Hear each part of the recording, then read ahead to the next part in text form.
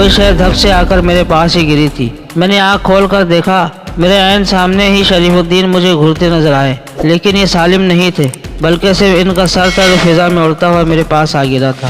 میں نے بے اختیار چیخ ماری اور ہڑبڑا کر پیچھے ہٹا۔ اس لمحے اوپر کی منزل سے بکھر جانے والی کھڑکیوں کے شیشے برسنے لگے۔ میں ان کی پرواہ کیے بغیر پیچھے بھاگا۔ اس لمحے میں نے پوسٹ سے نیلی کار کو نکل کر گھر کی طرف، پیلس کے مین گیٹ کی طرف جاتے دیکھا۔ پیارے دوستو، کچھ کم نسل لوگوں نے فحش، گھٹیا اور گندی کہانیاں سنا کر لاکھوں کم نسل سبسکرائبر جمع کر رکھے ہیں، لیکن میرا یقین ہے کہ ابھی آپ جیسے نیک لوگوں کی کمی نہیں، لہٰذا میرے چینل کو سبسکرائب کریں اور ساتھ بیل کا بٹن بھی دبا دیں تاکہ میری کوئی ویڈیو آپ سے مس نہ ہو اور میں آپ کے لیے معیاری کہانیاں لا سکوں۔ آپ کی محبتوں کا شکریہ۔ اس کی ڈرائیونگ سیٹ پر جاویر بیٹھا تھا۔ اسے روکو، میں نے چلا کر کہا، لیکن وہاں کسی کو اتنا ہوش ہی نہیں تھا۔ ملازموں میں چیخ و پکار مچی تھی۔ پیلس کے گارڈ بدحواسی میں چلے آ رہے تھے۔ میں نے ایک کو روکا، جابر کو روکو، وہ بھاگ رہا ہے۔ گارڈ نے مجھے دیکھا، یوسف بابا آپ زخمی ہیں، آپ اندر چلیں۔ جابر کو روکو، دھماکہ اسی نے کیا تھا، آپ اندر چلیے۔ گارڈ مجھے بازو سے کھینچتا ہوا بولا۔ اس نے میری بات سنی ہی نہیں تھی۔ یکدم میں نے جسم ڈھیلا چھوڑا تو گارڈ جو پوری قوت سے مجھے کھینچ رہا تھا سنبھلنے لگا اور مجھے لیے فرش پر جا گرا۔ میں نے پھرتی سے اس کی رائفل چھینی اور مین گیٹ کی طرف بھاگا۔ پورش کا راستہ طویل تھا، میں لان والا حصہ عبور کر کے بھاگ رہا تھا۔ میں دعا کر رہا تھا کہ مین گیٹ کے گارڈ اسے جانے نہ دیں، لیکن جب میں لان اور گیٹ وے کے درمیان لگی باڑ پھلانگ رہا تھا تو اس کی کار گیٹ سے باہر نکل رہی تھی۔ میں نے چلا کر کہا، اسے روکو، جانے نہ دو، مگر نیلی کار نکل چکی تھی۔ میں گیٹ کی طرف بھاگا، گارڈ اسے بند کرنے والا بٹن دبا چکے تھے۔ یہ گیٹ برقی طریقے سے کھولے اور بند کیے جاتے تھے۔ اس سے پہلے کہ گیٹ پوری طرح بند ہوتے میں ان سے باہر نکل گیا۔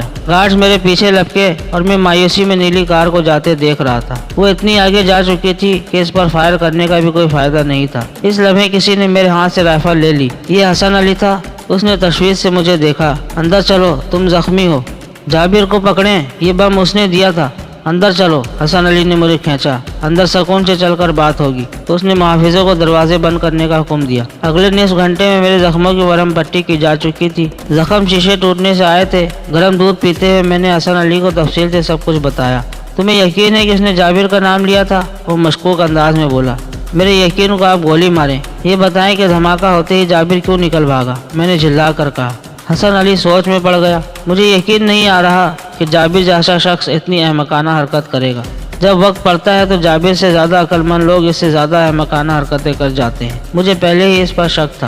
تم سچ کہہ رہے ہو استاد محترم، میں نے طنز کیا۔ آپ اتنے بھولے نہ بنیں، مجھے معلوم ہے آپ کو بھی اس پر شک ہے، مگر ثبوت نہ ہونے کے باعث کے خلاف کچھ نہیں کر سکتے۔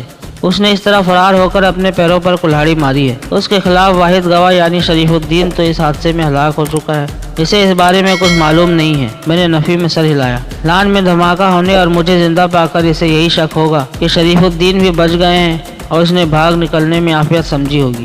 اگر اسے معلوم ہو گیا کہ شریف الدین مر چکا ہے تو وہ واپس آ جائے گا، حسن علی نے کہا۔ اسے معلوم نہیں ہونا چاہیے۔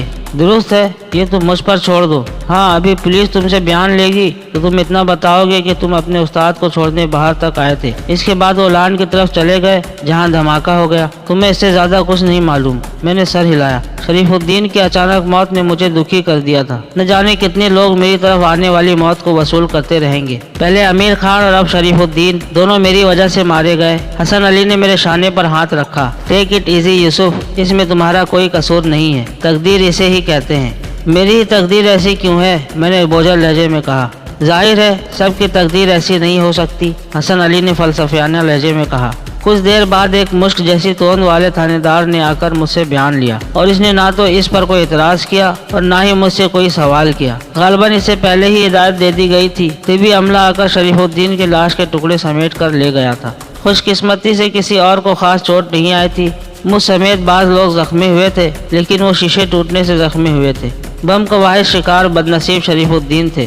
اب یہ واضح ہو چکا تھا کہ مجھ پر ہونے والے تمام قاتلانہ حملوں اور اغوا کی کئی کوشش میں جابر ملوث تھا۔ لیکن ایک بات اور مشکوک تھی، آخر اسے یہ سب کرنے کی کیا ضرورت تھی؟ اس کے پیچھے کوئی اور بھی تھا اور یہی شخصیت تھی جس نے جمشید علی کو بھی بے بس کر دیا تھا۔ وہ کھل کر میرا تحفظ کرنے سے قاصر تھے، بس کرائے کے محافظ میرے چاروں طرف پھیلا دیے، جو مارے جاتے تو دوسرے آ جاتے۔ کیا سوچ رہے ہو یوسف؟ ماں پارا بولی۔ نہ جانے وہ کب اندر آئی تھی، وہ میرے سر میں انگلیاں پھیر رہی تھی۔ ماں، یہ سب کب تک ہوتا رہے گا؟ میں نے ان کے بازوؤں میں منہ چھپا لیا۔ میں کیا کہہ سکتی ہوں بیٹے؟ انہوں نے سرد آہ بھری۔ मेरा बस चले तो तुझे लेकर कहीं और चली जाऊं। तो ले चले ना। तू नहीं जानता हमारे चारों तरफ ना नज़र आने वाली दीवारें हैं, उनको फलांग कर हम कहीं नहीं जा सकते। कैसी दीवारें? मैं उनकी वजाहत नहीं कर सकती। हम कुछ लोगों के हाथ में खिलौना बने हैं। आप कुछ नहीं कर सकती? मैंने मायूसी से कहा। सिवाय इंतज़ार के उन्होंने सर्द आह भरी। इसी रात जमशेद अली वापस आ गए। उन्हें तमाम हालात की खबर थी। उन्होंने मापारा से कहा कि अगर जाबिर इस मुल्क में है तो 24 घंटे से पहले वो जमशेद पैलेस में होगा। लेकिन जाबिर फिर कभी नहीं मिला और जमशेद अली ने मुझे यकीन दिलाया कि मैं मुकम्मल तौर पर बेफिक्र हो जाऊं। बकिया कहानी अगले हिस्से में मुलाहिजा फरमाएं। इस वीडियो को लाइक करें, चैनल को सब्सक्राइब करें और साथ साथ घंटी का बटन भी दबा दें। आपके ताउन का शुक्रिया।